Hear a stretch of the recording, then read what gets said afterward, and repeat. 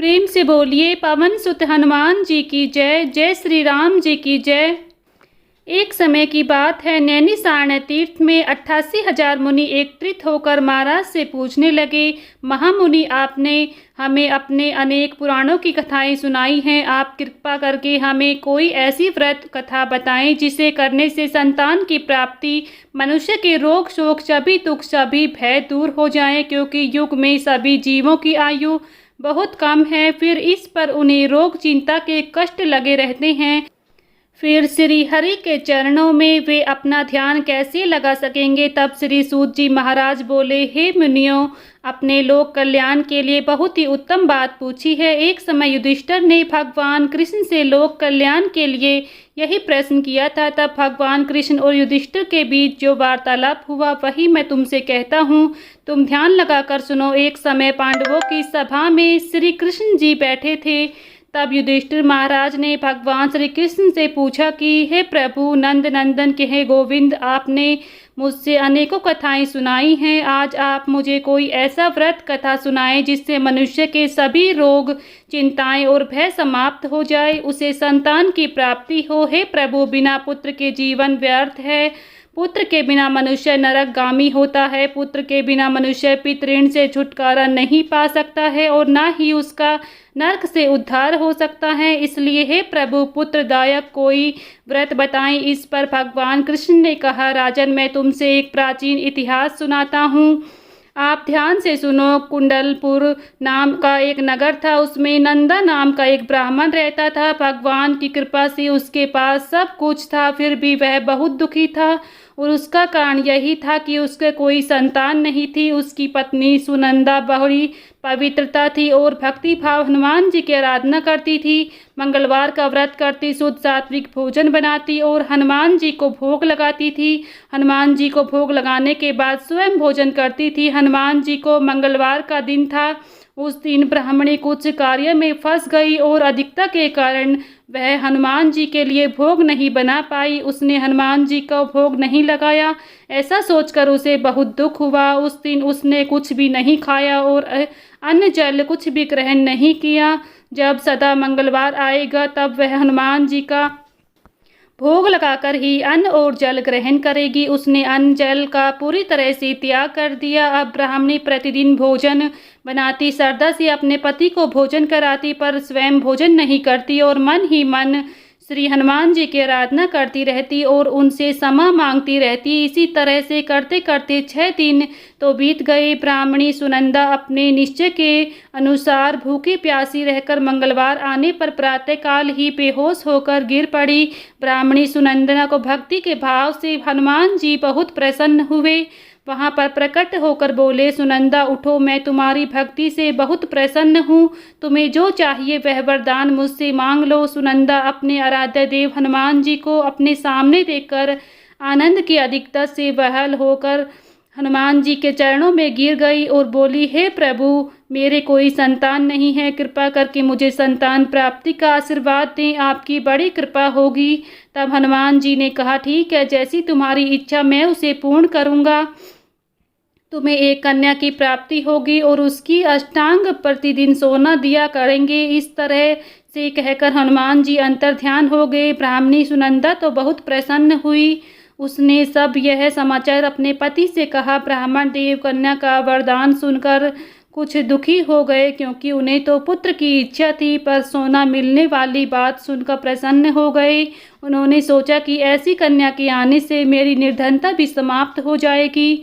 हनुमान जी की कृपा से ब्राह्मणी गर्भवती हो गई और उसे एक बहुत सुंदर पुत्री की प्राप्ति हुई। वह बच्ची अपने पिता के घर में उसी तरह से बढ़ने लगी जैसे शुक्ल पक्ष का चंद्रमा बढ़ता है। 10वें दिन ब्राह्मण ने उस बालिका का नामकरण संस्कार किया। कुल पुरोहित ने उसका नाम रत्नावली रखा, क्योंकि वह कन्या सोना प्रदान किया करती थी। इस कन्या ने पूर्व जन्म में बड़े ही विधान से मंगल देव का व्रत किया था। रत्नावली का अष्टांग बहुत सा सोना देता था। उस सोने से नंदा ब्राह्मण बहुत ही धनवान हो गए। अब ब्राह्मणी भी बहुत अभिमान करने लगी। समय बीतता रहा। रत्नावली अब 10 साल की हो चुकी थी। एक दिन जब नंदा ब्राह्मण बड़े प्रसन्न मन में थे, तब सुनंदा ने अपने पति से कहा कि हमारी पुत्री रत्नावली अब विवाह के योग्य हो गई हैं। अतः आप कोई सुंदर योग्य वर देखकर उसका विवाह कर दें। यह सुनकर ब्राह्मण ने कहा, अभी तो रत्नावली बहुत छोटी है। तब ब्राह्मणी ने कहा, शास्त्रों की आज्ञा है कि कन्या 8वें वर्ष में गौरी, 9वें में रोहिणी और 10वें वर्ष में कन्या रजासुला हो जाती है। गौरी के दान से पाताल लोक की प्राप्ति होती है, रोहिणी के दान से वैकुंठ लोक की प्राप्ति होती है और कन्या के दान से इंद्रलोक में सुखों की प्राप्ति होती है। हे पतिदेव, यदि रजस्वला का दान हो जाता है तो घोर नरक की प्राप्ति होती है। इस पर ब्राह्मण देव बोले कि रत्नावली मात्र 10 वर्ष की है, मैंने तो 16 साल की कन्या के विवाह कराए हैं, अभी क्या जल्दी है। तब ब्राह्मणी सुनंदा बोली, आपको तो लोभ अधिक हो गया है। शास्त्रों में कहा गया है कि माता पिता और बड़ा भाई रजस्वला कन्या को देखते हैं तो नरकगामी हो जाती हैं। तब ब्राह्मण बोले, अच्छी बात है, मैं कल ही अवश्य ही योग्य वर की तलाश में अपने दूत भेजूंगा। दूसरे दिन ब्राह्मण ने अपने दूतों को बुलाया और आज्ञा दी, जैसे सुंदर मेरी कन्या है वैसा ही सुंदर वर उसके लिए तलाश करो। दूत अपने स्वामी की आज्ञा पाकर निकल पड़े। पंपी नगर में उन्होंने एक सुंदर लड़के को देखा। वह बालक एक ब्राह्मण परिवार का बहुत गुणवान पुत्र था, उसका नाम सोमेश्वर। दूतों ने इस सुंदर और गुणवान ब्राह्मण के पुत्र के बारे में अपने स्वामी को बताया। नंदा को भी सोमेश्वर बहुत अच्छा लगा। शुभ मुहूर्त में विधि पूर्वक विवाह करके ब्राह्मण ब्राह्मणी संतुष्ट हुए, परंतु ब्राह्मण के मन में तो लोभ हुआ था। उसने कन्यादान तो कर दिया था पर वह बहुत दुखी था। उसने विचार किया कि अब रत्नावली यहाँ से चली जाएगी, मुझे जो सोना मिलता है अब वह नहीं मिलेगा, मेरे पास जो धन है वह कुछ विवाह में खर्च हो गया है और जो बचा हुआ है कुछ ही दिनों में समाप्त हो जाएगा। मैंने इसका विवाह करके बहुत भूल कर दी है।